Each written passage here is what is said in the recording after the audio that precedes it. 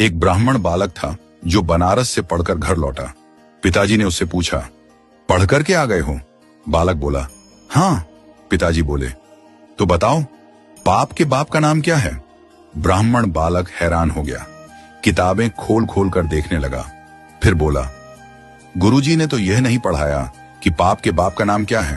पिताजी ने कहा, तो जाओ अपने गुरु से पूछ कर आओ या स्वयं ढूंढ कर आओ, और जब तक तुम्हें पाप के बाप का उत्तर न मिल जाए घर मत आना।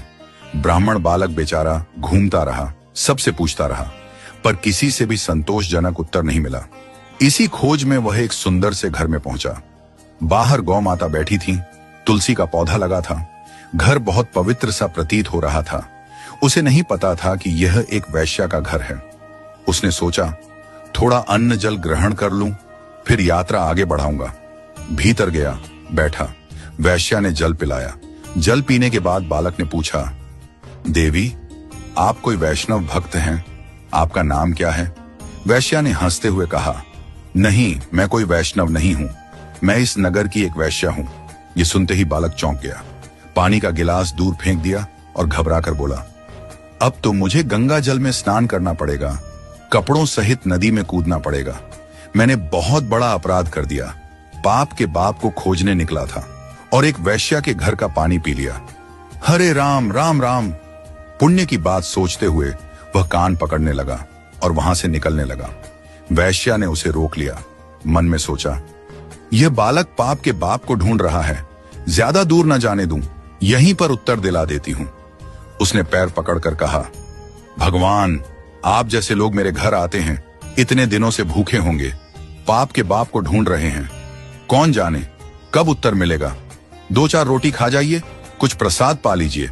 ब्राह्मण बालक बोला, तेरे घर का पानी पीकर मैं अपवित्र हो गया, अब कह रही हो तेरे घर का भोजन भी पाऊं?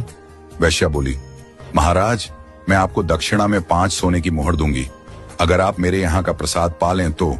बालक सोचने लगा, पाप तो हो ही गया है, जनेऊ तो बदलना है, नदी में स्नान तो करना है, प्रायश्चित करना ही है, तो क्यों ना कुछ दक्षिणा भी ले लूं। 3-4 दिन तक बाहर रहूंगा, कुछ तो चाहिए ही। वैश्या ने रोटी बनाकर थाली में रख दी। बालक जैसे ही खाने बैठा, वैश्या ने उसका हाथ पकड़ लिया और बोली, महाराज, मेरा मन है कि मैं अपने हाथ से आपको खिला दूं, और यदि आप ऐसा करेंगे तो 5 की जगह 15 सोने की मोहर दक्षिणा में दूंगी। बालक ने कुछ सोचकर मुंह खोल दिया, ठीक है, खिला दो। वैश्या ने कौर हाथ में लिया और जैसे ही भोजन देने लगी बोली, महाराज, एक बात याद रखना, पिताजी को जाकर कह दीजिएगा, पाप के बाप का नाम लोभ है। फिर उसने आगे कहा, आप तो मेरे घर का जल पीना भी पसंद नहीं कर रहे थे, फिर मेरे हाथ की बनी रोटी कैसे खा ली? मेरे हाथ से भोजन कैसे ले लिया?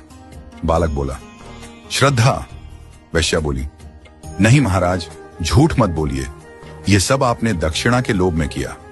पाप के बाप का नाम लोभ है, जितना प्राप्त हो उससे अधिक की कामना, यही लोभ है। इसलिए भैया, यदि जीवन में पाप से बचना है तो लोभ से बचो। यदि कभी आपसे कोई पाप हो जाए तो एकांत में बैठकर यह विचार करना, मैंने कब लोभ किया था? आपको उत्तर मिल जाएगा। बिना लोभ के कोई पाप नहीं होता।